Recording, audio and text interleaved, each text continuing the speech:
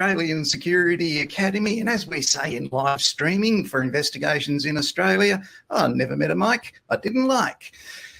Well, this week, people, what's happened?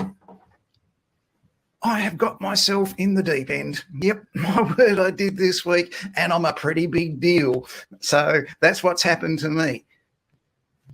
I am now, get this, big deal, front row centre, principal aquatist exerciser at the Sanctuary Cove over 70 Seniors Sunrise Aquatic Exercise Group. Yep, front row centre. That makes me principal aquatist. I tell you what, young 65-year-old instructor drill sergeant Tammy is spitting chips because I get to choose the music. No more Crap-a-Dell, no more Fergie. This is 70-year-olds. We're having real music. So here's what I thought we'd start off with.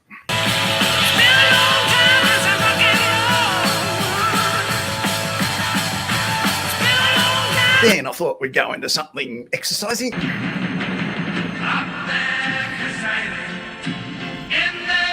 And for the cool down, I was a bit conflicted whether I'd go Stairway to Heaven.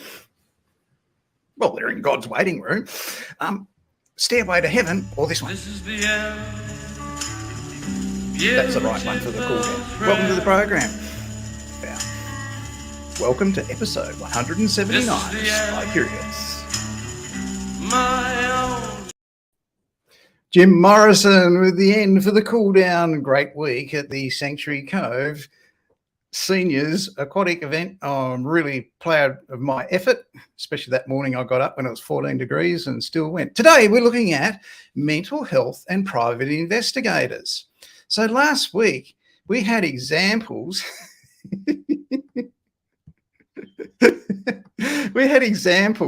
of investigators that did the wrong thing and they snapped. So this week we're looking at others, and the whole point of why we're doing it is so you can lose that thinking in your head that every private investigator who is licensed is a decent person, just like you don't think that about doctors, lawyers, jockeys, house painters, whatever. Okay, just because they're a licensed private investigator, it doesn't make them honest and reliable people. But some people suffer from mental health. And we gave an example of that last week, where every employer knows when a factual investigator is going through a difficult time. It might be separation, it might be the taxation departments on their case and really depressing them. It might be difficulties with a sick child or something like that. Their statements aren't as good as they used to be. Their reports are quite woeful, and they know that from the factual investigators' returned work. And you've got to admire, like I said last week, an industry that jumps in and assists and helps and allows people time to recover from that where they can, right? And that's just what happens. Now, with surveillance investigators, they work alone. They don't get that kind of support, which makes it very difficult. You're out there, you're under pressure all the time to get results. You've got mountains of paperwork to do, and it's all coming down on you. You're more vulnerable mentally than the factual investigators because you are under pressure all the time, which is a little bit of an imbalance and a bit unfair, but you work alone and you prefer that, and nobody notices what you're going through. There is a solution, and it's really easy if you are starting to get depressed over those challenging times. I'm not a psychologist, but I've seen it done. I just want to introduce you in the first instance to this very successful person. Jeff was a very successful business person in regional Australia. He owned a large supermarket, and he turned that supermarket into a warehouse for grocers as well, and created the first buying group of independent grocers in Australia. Now, this is a long time ago, and he actually pioneered what you see today in your local suburb where there's an IAG supermarket. Jeff pioneered the system for collective buying and lower prices for small independent grocers. He pioneered the warehousing and the logistics. He was a very intelligent, smart man. If you wanted to work for him, you probably watching this, you couldn't, because he chose people who had mental disabilities. He chose people with one arm or one leg or with 9 children. He selectively chose people who were up against it, and he had 35 employees who would die for him. Jeff was an amazingly successful man and a pioneer in his industry. In 1980, I was asked to sit on a subsidiary board of this independent grocery place. It wasn't IAG, I'm using that because you're familiar with it. Now, I'm from a family business, which was started in 1898 in the bush. There it is there, and it's a supermarket, and there's part of this buying group. So 20-year-old me got sent off to sit on this subsidiary board, which was a marketing and buying board. So representatives would come to our meetings, tell us all about their Cadbury chocolates, the new ones, or their promotions that are coming up for Easter or for Christmas, and we would approve it, that sort of thing. Jeff was the head of it, and there were 11 other members, including myself. We would look at concepts that were new, such as this newfangled concept from America called Valentine's Day, and whether we would get in on the promotions of that sort of thing as well. Under Jeff's watchful eye, we were very good at what we did. It was a lot of fun, and as a 20-year-old young bloke, it was a great day off work to go and see how it all operated. Okay, he wasn't a private investigator, but he was a very successful business person. That happens. People have success, and his staff would die for him. They looked after his operation. They looked after him. Let's get back to some private investigators or investigators that have lost it. This one is an outstanding one. He wasn't a private investigator. His mental health issues built up over time. His colleagues noticed it, thought it was strange and weird, but he was one of the boys. They just got on with what they were doing, pinching crooks and partying, and one day they were all at the pub after work having some fun and unwinding. And let's have a look at what happened with the man who thought he was Don Johnson from Miami Vice. Meet Detective Don Johnson James Sonny Crockett Lehman. He thought he was Don Johnson. At first it was a little bit odd, but the other coppers found it quite quirky and interesting. They were unwinding in the bar after work, playing darts. As the drinks started to flow, Don's irritation rose up and rose. Internally conflicted, he pulled out his gun, fired 6 loud shots in succession, and the bar went silent in shock, and he said, "That's how you play darts." He actually insisted that they call him Don. His issues were a fixation, an obsession. So the problems he had transferred into that obsession with a movie star or someone on TV. And it manifested itself like that. Now, he probably went to horrible scenes and saw awful things, but the way it came out was frightening. Pulled out a gun and opened up in a crowded bar full of police officers, their wives, their girlfriends, their mates. 6 shots. I don't know if you ever stood next to a revolver that's firing. It's very loud. There would have been inspectors in that room. There would have been sergeants in that room to settle the publican down. Would have cost an absolute arm and a leg and a kidney. So that manifested in that incident in the workplace. He had a severe fixation, obsession, and mental condition. Now, if you have tax issues and you owe the taxation department $10,000, they've got the problem, not you. Pay it off $20 a month, right, as you can. It'll sort itself out. You'll cover it. It'll go away. It's not the end of the world. You don't have to obsess and worry over being a criminal that owes tax. 93% of businesses do. Or they'll make you feel like you're the only one, but you don't have to suffer for that. Okay, so don't let that kind of financial worry lead you astray. Up here, it's fixable. Mental health is fostered by being able to deal with problems like that. I could take you to a place where there's a lot of private investigators and none of them have a problem. It's a cemetery, they're all dead, but they haven't got a problem. Being alive and being able to deal with problems fosters mental health. And tax, or a temporary relationship issue, or a temporary health struggle should not lead to that kind of fixation that's going to make it worse. It can be addressed. Let's have a look at another investigator. This was a licensed private investigator. He lost it. He was a sane man.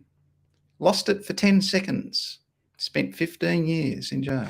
This is licensed private investigator Bruce Jason Smith walking to court with his solicitor Greg Richardson. Bruce suspected that his wife was having an affair, so he tapped his own phone. You're allowed to do that. It's your phone. You can do what you like. He and his wife discussed this affair during the evening and talked about their future, that sort of thing. He was quite reserved, but he didn't show any signs of anger or that at that stage. The next day he went round and confronted his wife's lover in his wife's lover's driveway. A fight broke out over a period of 10 seconds is what they imagine it would have been. Bruce got very angry, lost control, could not regulate his emotions, and he basically hit his wife's lover so hard that he was injured with a brain injury. He was flown to hospital and he died 5 days later when they switched off his life support machine in hospital. Otherwise, he just would have been a vegetable forever. He had made a request to his family that anything ever happened to him, he wants the machine switched off.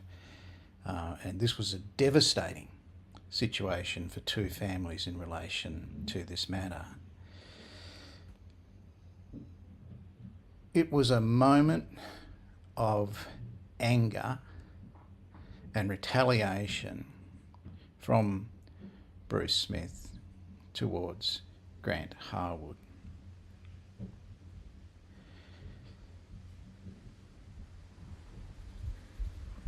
When the police arrived, because Smith dialed 000,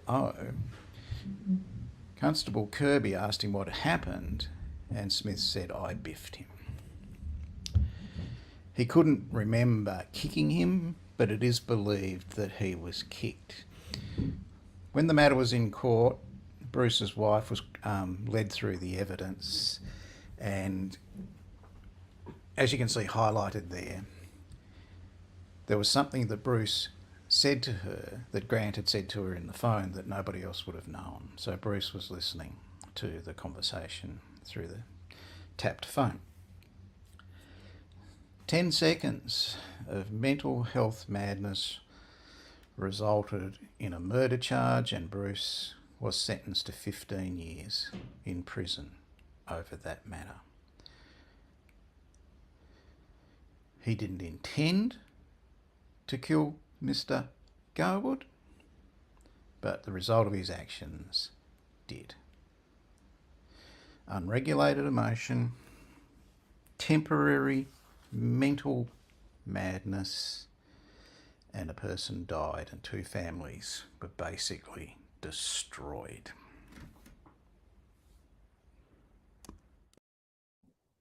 Very awful situation. You can stick a listening device in your own phone. So he stuck it in his landline phone. Now, you might have to ask your grandparents what they are, some of you, right? But you can put a listening device in your own vehicle, in your own house, in your own car. That's your business. Stick it in somebody else's. That's where you're going to get yourself into trouble. So remember that, licensed private investigators. Do not use trackers. Do not use listening devices in the investigations which you conduct. They're illegal. You can't do it. Let's go back and have a look at the next part with Jeff as he gets to his fixation. Jeff's troubles started. Jeff's troubles commenced through the price checking system that they used in supermarkets in those days. What would happen would competing supermarkets would send a staff member over to the other supermarket with a list of prices to check on. 250 gram Powell with beef, 500 gram Rinso washing powder, a twin pack of soap from Palmolive, 250 gram Nescafe coffee, that sort of thing. And that's the way they used to monitor prices. Now today, as you can see in the graphic, you can go online and see the price of a supermarket anywhere, but you don't have to do that now. But back then, back in the day, that's how they checked the competitive pricing of the supermarkets in various suburbs or regional areas. And it was fully accepted that it was an okay sort of practice. So Jeff would monitor the price of his big competitor, and he'd try and keep around about the same price or in the ballpark, so he knew his customers weren't being ripped off or something like that, and he'd negotiate better deals with his suppliers if Coles got a U-Butte supply. So Jeff did that. He sent his staff off to do it. They'd come back with a list of things, and basically it was a weekly process, 3 times a week, and the other supermarket would do it to Jeff.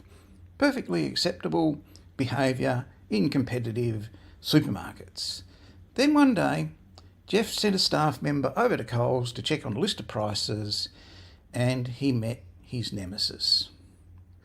Parsons Rice Cream Vanilla. Now he found out that then Coles had this for 45 cents a tin.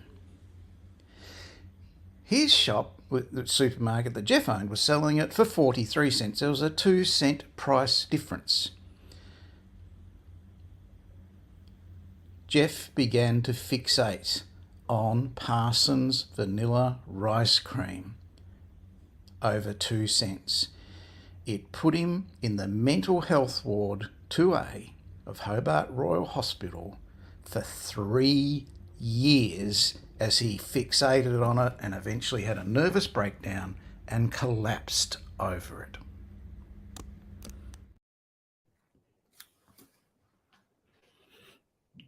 Laboured emotionally over this product that you've walked past at the supermarket, probably never tried, don't want to try it, I haven't tried it, sent him into a mental facility as he fixated and obsessed on it. The 2-cent price difference of that product. Now, it's easy for us to say, well, you shouldn't have done that, Jeff. You shouldn't. No, that's not right, mate. You're an idiot. Wake up yourself.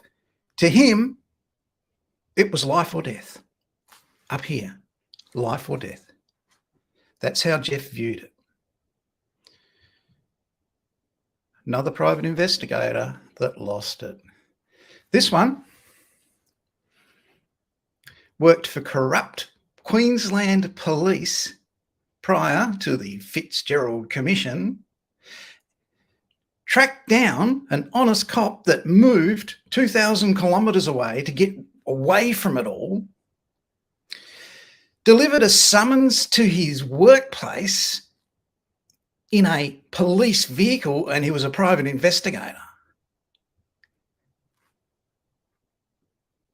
The number one reason you didn't attend social events for private investigators in Tasmania was licensed private investigator Dennis J. O'Day Sr. At any social event, he'd have a few beers and out would come his revolver, and it would be started to be waved around by Dennis, which makes you wonder how big his dick is. It never impressed anyone. It was boring and it was dangerous, and Dennis was a wanker. Completely.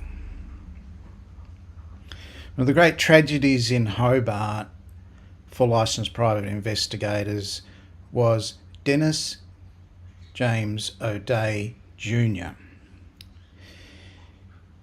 In April 2015, after he'd been missing for 35 years, Coroner Cooper declared Dennis James O'Day Jr. dead. It is believed that he had rung his mother that evening, told her goodbye, rung his father that evening, told him to stick his job, and then walked up onto the Tasman Bridge over the Derwent River in Hobart, climbed over the fence, jumped off, and subsequently died. No trace of his body was ever found. No bank accounts were ever opened in his name. No tax records were ever, no phone records, nothing. So he went missing in 1980. The interesting thing is you've just listened to me say that, and you've accepted that he rang his mother and he rang his father. In 1980, there were no cell phones, no cell phone towers. If you wanted to make a phone call, you had to go to a telephone box somewhere and make that call to the landline of where you were calling if you were out in your vehicle and you weren't at home or at work. So something that has been overlooked and never looked into is, where did he make that phone call from? Was it his ex-girlfriend's residence? Was it the workplace office? Nobody has ever said. It won't bring him back, but it was something that was overlooked. Now, big noting Dennis James O'Day Sr. was complicit in corrupt Queensland police intimidating ex-Queensland police officer Robert Campbell when he lived in Hobart. Robert Campbell was trying to get employed as a teacher, which he was qualified to do, and O'Day arranged to serve a summons on him at his workplace, Mount St Canis in Sandy Bay, which is, in Hobartian terms, Mount St Canis in Sandy Bay is sacred ground. 8 people were killed there in an explosion of a boiler in a laundry, including several nuns.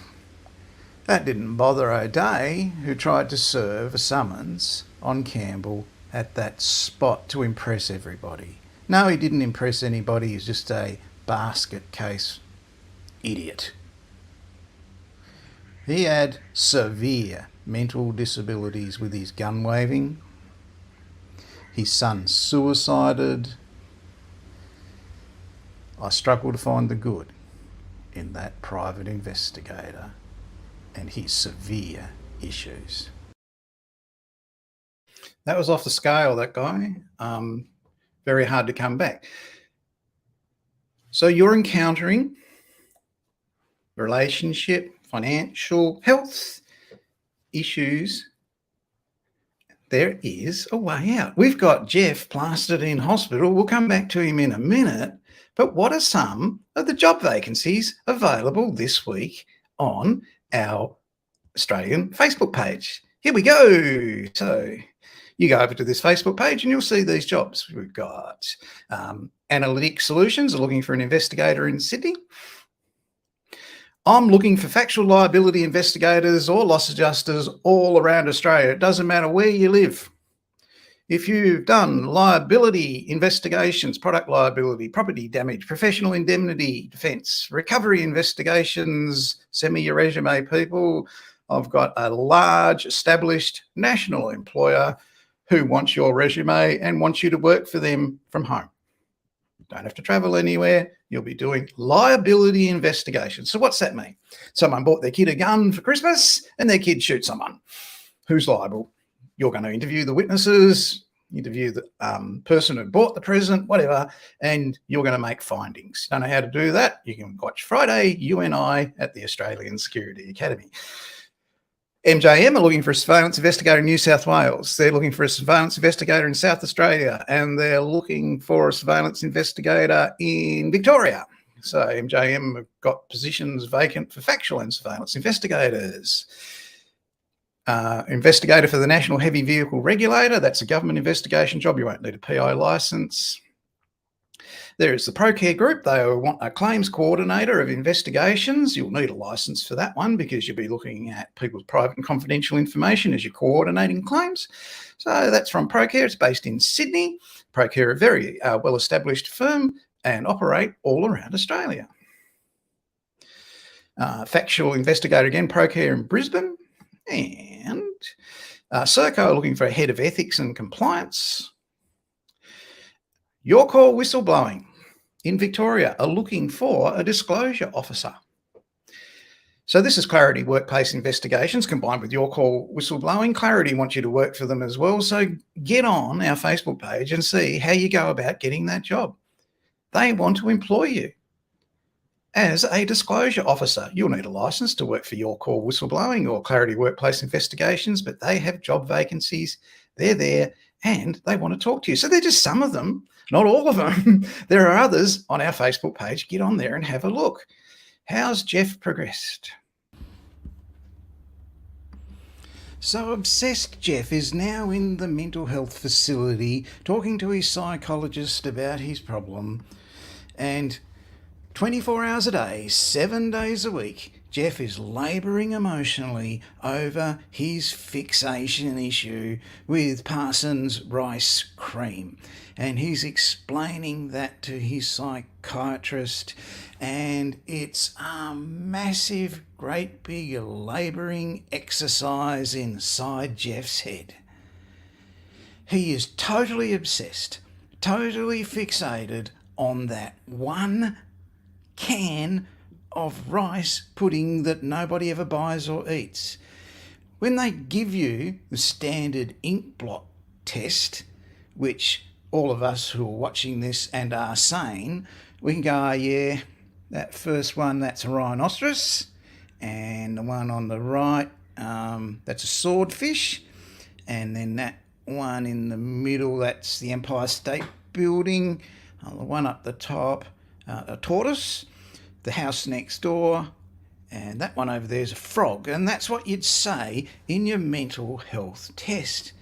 But all Jeff saw in his ink block test was blots of ink with cans of Parsons rice cream in them. Jeff was totally 100% obsessed and fixated. The Native American Indians describe it, mental disability, they describe that as someone that is touched by the Great Spirit.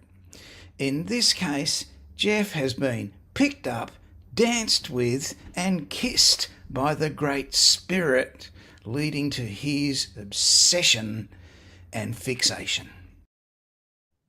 And it really looks like no way back for Jeff. Excuse me, I've got to have a drink. People fixate on things. They just hone in on it and fixate on it and grab onto it like it's magnetic. It seems like there's no way back for Jeff. There is a way back. There is a way back for anyone who's experiencing some difficulties that are short-term, mid-range, that don't require expensive psychologists. See what happened. One of the members of our board was married to the lady that was in charge of admissions to the Royal Hobart Hospital. So we were able to monitor Jeff's condition through her and get updates on how he was going. It came near to 3 years that he'd been committed to the mental health ward, 2A. Miraculously, he recovered, and he came to our meeting a week after his recovery. He recovered on New Year's Eve, precisely 1,095 days after he first went in. And these are his words, not mine. He said, "I'd just had my dinner and I hadn't had a shave for months. I wasn't very good at feeding myself and I got food all over my beard. And I went and laid in the corner of my room, like I did, in the fetal position, and I went to sleep. I felt something licking my face. And I opened my eyes. There was a dachshund there. And it's licking all the food that I'd missed putting into my mouth. And I just had an overwhelming feeling of childlike wonder." The dogs come into his room in the mental health facility of the Royal Hobart Hospital and started licking Jeff's face. And it was a dachshund. That's what he said. That's what he told us. Jeff explained to us how a young girl came into his room looking for her dog. She was from the Children's Intensive Care Ward next door. That's the terminal condition ward where the children are not going to come back out alive. She was approximately 11 years old. She had bright red hair and she introduced herself as Lillian. She was worried about her dog running away, and the reason she had a dog is in that ward, for emotional support and comfort, the children were allowed to have dogs, and the dogs had a little tag on them that made them an official support dog from the Royal Hobart Hospital with their name on it, and this dog's name was Chudley. And that was weird because Jeff was born in Chudley in Tasmania, and they both laughed about that because she'd been calling out, "Chudley, Chudley, come back," and that was where Jeff was originally from. Very coincidental.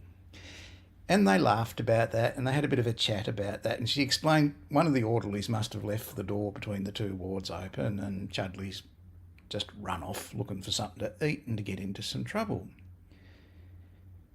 And as they talked and chatted, Jeff listened to the young lady, and she explained her concerns. She was worried about her mum and how her mum would be after she passed away, how her mum would feel. Would she be lonely? Would she be sad? She was happy because she had Chudley there for support. And this gave Jeff a revelation. What he said to us, he said, "What is important?" 45-cent can of Parsons rice cream isn't important enough to fixate on and labour emotionally over for 3 years. And I'll never forget the look on his face. He said, "Everybody, just focus on what is important." He left that meeting and returned to his business, where he arranged a staff buyout of his very successful business. His staff had been running it for him over those 3 years for his recovery, successfully. And he retained a 20% share of it. Before the ink was even dry on that contract, which made his staff quite well off, he sold the business to Woolworths, which made his staff extra well off. And Jeff retired to the Gold Coast and lived mentally well and financially secure until he died in 2010.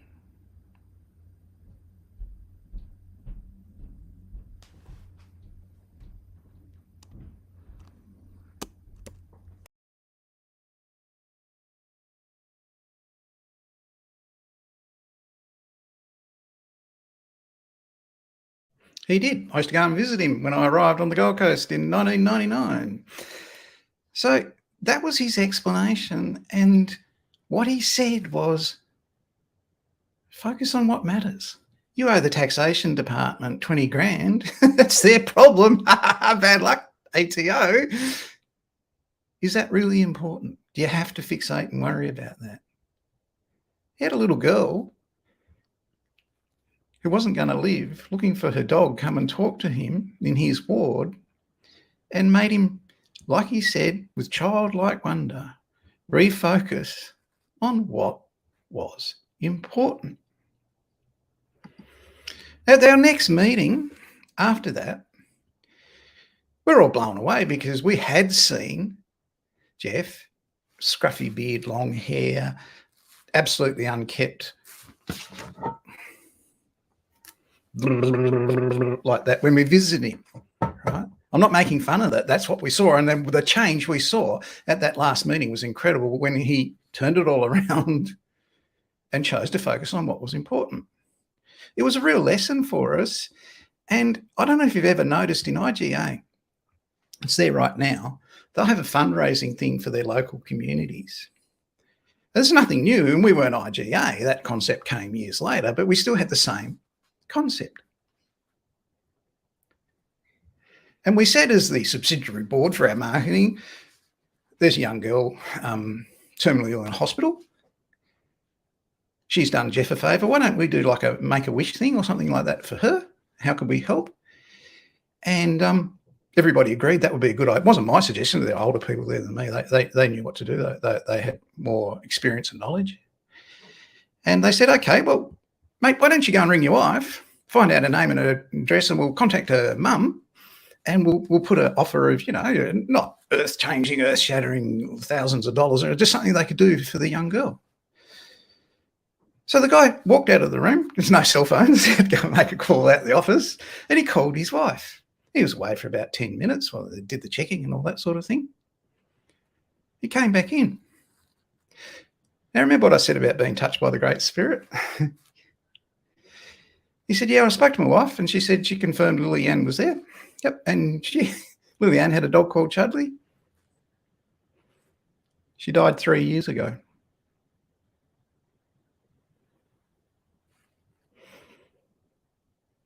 That's what they said.